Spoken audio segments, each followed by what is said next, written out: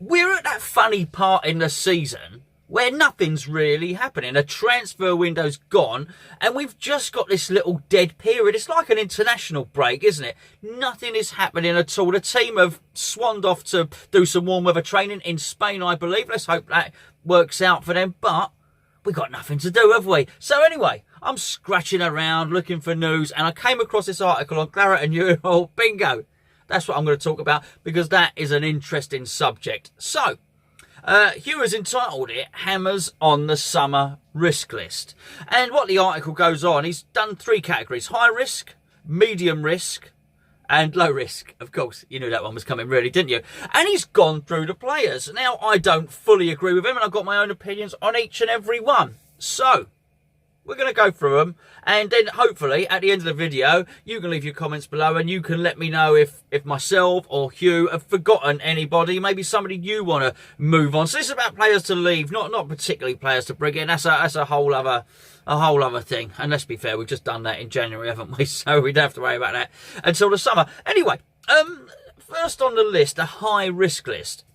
He's got Adrian. And here's what Hugh had to say. He said, the one-time hero hasn't had a sniff at Premier League level given Fabianski's incredible form. He's out of contract in July, and at 32 will surely be a goner. I'm sure it means goner. Surely not a gooner. But anyway, I agree with this one. I really do agree. And I love Adrian. He's a really good keeper. But I think probably at 32, he's somebody that deserves to finish his career, or at least spend, 3 or 4 years at somewhere where he's first choice. He's good enough to be first choice somewhere, but I don't think he's good enough to displace Fabianski. I also think that Nathan Trott is a very, very good prospect. So bearing in mind this is really just for a bench player and somebody in emergencies, why not play Trott there? I'm not sure Adrian would sign a new contract anyway, so it's by the by whether we let him go or whether he leaves. I think he's walking anyway, because I do believe we exercised an option on his contract. I also didn't quite agree with what Pellegrini did in the Cups by playing Adrian. I think you keep your team the same, particularly your back line. And when you say a back line, your goalkeeper's a big part of that. So Adrian, I'd agree with that.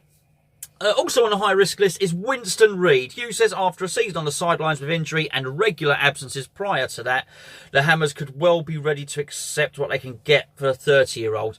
This is a tricky one. The key is 30-year-old, but of course you have to mitigate that with the injuries. But let's not forget, Winston Reid is not even just potentially has been and still could be our best defender.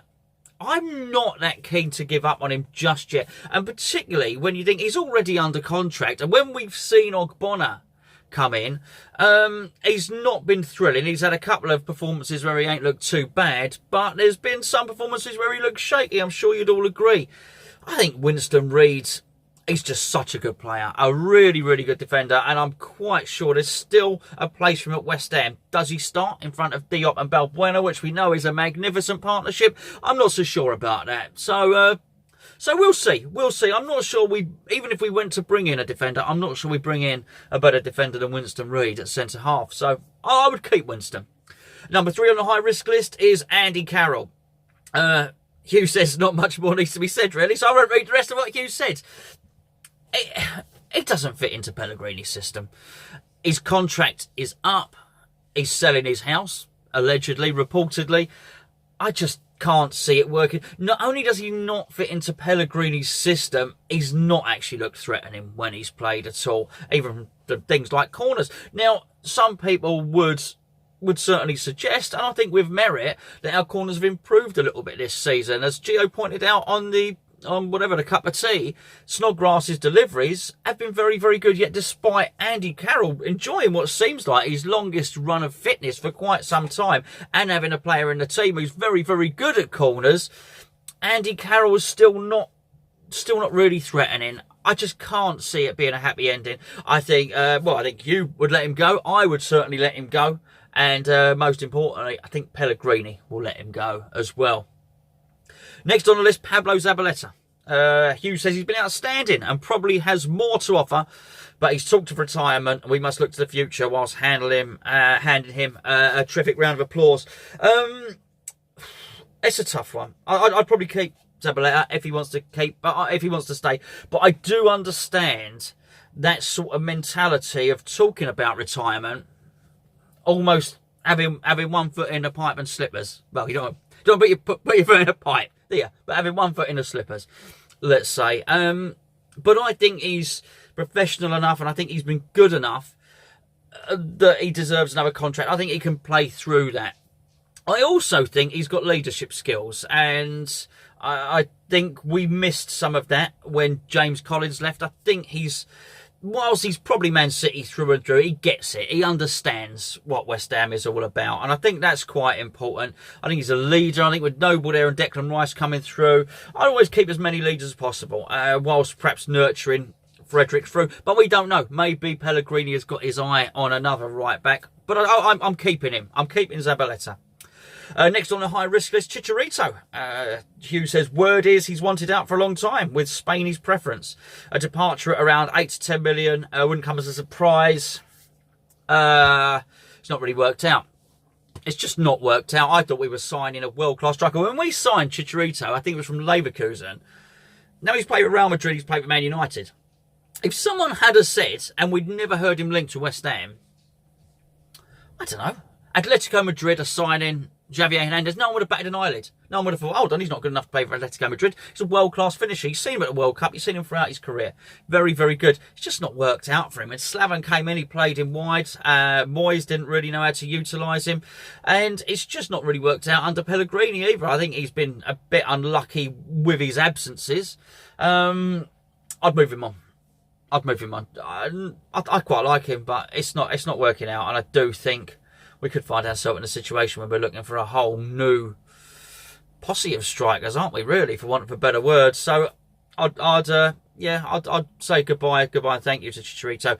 Last on Hugh's high risk list is Perez. He says not really a footballer, more a poacher, and that's not good enough in Pellegrini's world. Yeah, it makes you wonder who signed him, doesn't it? I don't know about that, because I agree. I often say about Perez, I don't know what he is. Is he a striker? Does he pull out wide? Does he drop deep? Does he play balls in behind? Does he dribble past people? The answer to most of those things is no. And if that's the case, and he doesn't fit into Pellegrini's system, then why did Pellegrini sign him?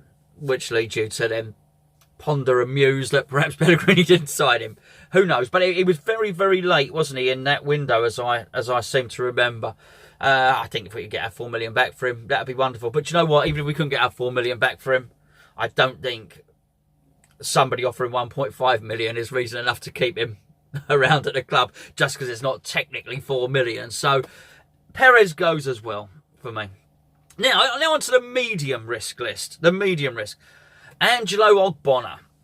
Hugh has said he looks likely to be in the manager's mind as a possible departure if he can find a correct central defensive replacement for him and Reed. Reed we've discussed. Ogbonna, yeah, I probably would. I probably would get rid of him. And I totally agree with what's been written there, really. We need to find a defensive replacement for him, and it certainly needs to be of senior level. I mean, can he pull another Pellegrini? I mean, here, can he pull another Balbuena out of the hat? Hopefully he can. I can certainly see him going. I'd imagine there'll be a number of clubs in Italy who would be happy to take him, particularly bearing in mind that he's played for Juventus and obviously played with the Italian national team as well. If we could get 10 million for him, you'd have to say that's a bargain, more or less what we paid for him, as I remember. Pedro Obiang, another who is believed to want out and not a player who has staked serious claim for his long-term future under Pellegrini. It just doesn't fit him. I really like him. He's a nice bloke and an okay player, but that's not going to cut it. That's not good enough to play under Pellegrini. We need ball retention. You either retain the ball really well or you completely stop the opposition from attacking. He does neither. He also doesn't provide a goal threat. He's not box to box. He falls in between the margins on too many things. He's a 6 out of 10 player on too many occasions, and sometimes he can slip lower than that. He doesn't really have a ton of pace. No, I think he's around because of the fragile nature of the squad. That's why he's been retained. Again, I think we paid 4 or 5 million for him. If we could get that back, if we get 8 million for him and make a profit on him, then I think it's business very well done. Last on the medium risk, Arthur Masuaku. Hugh says he's been a left-sided midfielder, but has never really been played as such as a first-choice position by Manuel Pellegrini. So a limited future in that area. He can't defend, which is a reason for buying him in the first place. Yeah, I mean, I agree with that. He can't defend, and I'm not sure he sees himself as a left-sided midfielder. I'm not sure too many do. Again, if you play left-sided midfield, you better create quite a lot. Well, let's be fair, he's not going to oust Felipe Anderson there. And he's not particularly creative. He's tricky, but that can't be sort of confused with being creative. He's not ever going to threaten the assist charts, is he? He flatters to deceive. I think he can look nice. He can look pleasant on the eye. If he's attacking, I think it's a horror show. He can look like you can watch it from behind a sofa with your hands over your eyes when he's defending. I'd get rid of him. I really would. Any time Cresswell's been out and Masuaku's had to play, we've all said, oh, no, surely not Masuaku, which can't be good. So surely there is a better reserve left-back who we are more confident in and who Pellegrini's more confident in than Arthur Masuaku. Again, we signed him for $6 million. Apparently, they want 10 for him. Good luck with that. I mean, if they can get 10 for Arthur Masuaku, well done. Good. Low risk. Robert Snodgrass. Hugh says, yep, the wrong side of 30 and wholehearted rather than gifted per se. But he's been a regular all season and it's hard to see the boss ditching him in the summer. I wouldn't ditch him. I don't think Hugh's saying he should ditch him either. That's why he's on the low risk category. There's still a lot. It can be a bit of a dirty word, endeavour and work rate. Well, not one word, is it? But they can be dirty terms and be frowned upon, and you can damn people with faint praise. But it's a hell of an attribute to be able to run for the 90 minutes, to put players under pressure. And he does have some skills. He can deliver a dead ball pretty well. And whilst he's not going to dance around the whole rest of the team, his technique can be okay. I'd keep him around. I also think we've seen just from some of the charitable work he's done and how he is around the rest of the team, he's a bit of a joker and he's a nice guy and he's a solid individual, and that counts for a lot in the dressing room. I'd keep him around. I think you sell someone like Robert Snodgrass and people in the dressing room, his friends, are disappointed to see him go, and I don't think that's... I think we need to keep it as stable as we possibly can, because there'll be a lot of outgoings, a lot of comings in, and I think there's a place in the West Ham squad for Robert Snodgrass. Last but not least on the list, and let's be fair, we've had high risk, medium risk and low risk. Hugh's got him on the low risk. He could have been in any category. And it's Marko Arnautovic.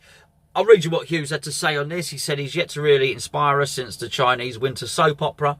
But we believe if a move was going to happen, it would have happened. He hits 30 in April. And then with the fees on offer, if any, reducing as a result. So would a Hammer's likelihood of selling. Sorry, I didn't read that very well at all. That's the point, isn't it? I think we should have cashed in. I really do think we should have cashed in. Now, wonderful with hindsight, of course. Certainly giving him the additional contract, that's not hindsight. I think we all said it at the time. That was a bad move. And now you're in a situation whereby anybody that wants to sign him, you have to say his attitude is questionable. Whether you think he's got a bad attitude or whether you have to say it's questionable. It's out there. It's up for grabs, isn't it? It's debatable whether this geezer has a good attitude and a good work ethic. You're not going to have too many people saying, no, that Arnie he's salt of the earth. He gives 100% in every game. Nobody is going to say that. So his head's been turned. Whatever the reason is, whatever the mitigating factors are, his head gets turned and his form has dipped. And I don't think anyone would disagree that at his best, he is highly skilled. He's rampaging. He is strong. He's fast. He can shoot off both foot. He's a bit of a nightmare for central defenders, I think. And the move to centre forward has been a complete success. But I can't, as things stand, see anybody coming in with 35 million for him in the summer. And let's be honest, if you were a club looking to buy somebody, you would look at other players before you looked at Arnautovic, because you'd look at him and you'd think, baggage. Serious baggage. And for that reason, I think as what's the phrase? Act in haste, repent at leisure. I think we may well repent at leisure over this one. There may well be a stroppy Marko Arnautovic around for a while yet, unless he really picks up and shows a vast improvement between now and the end of the season. The one saving grace may well be that Nasri comes back and Lanzini comes back and he's playing in a creative team. He scores some goals and somebody wants to buy him, but it ain't good. It ain't good. I mean, and I would ship him out. I would get rid of him. I really would. All this hanging around for that money, if 35 million came back in, I'd bite their hand off. I tell you what, if 30 million came in, I think you'd have to take it, because are we getting a £30 million player at the moment? I certainly don't think so. Anyway, let me know what you think. That's it. Is anybody not on the list? Or have we forgotten somebody? We've got youngsters to come through. A lot of these places are bench places. There's no reason why a young Pask can't come through. Of course, we forgot Oxford, didn't we? But I think he's out on loan. He's going anyway. Maybe that's why he's not on the list. There are some really, really good young players. I mean, Hugh has written an article today on the same website, and it's about how many young West Ham players have been picked for the England's. A lot of the under, I don't know if it's under 18s or under 17s, but I think, what's it say? West Ham's academy has once again hit the heights with 7 youngsters being called up for England's youth international squads this week. I think they're in 2 different squads. Under 15s and under 16s. Sorry, I should have done my research first, but I didn't know I was going to talk about it. 7 players. So we've got good young players coming through the academy, and whilst we might not take them from the under 16s and under 15s, we certainly got plenty of good 18, 19-year-olds. We've got people to come back off loan. I think Gio's going to be doing a video about that in the week on the other channel. So let me know what you think. Who should go? Have I got anything wrong? Who out of those on the list do you think should stay? Does anybody deserve a second chance?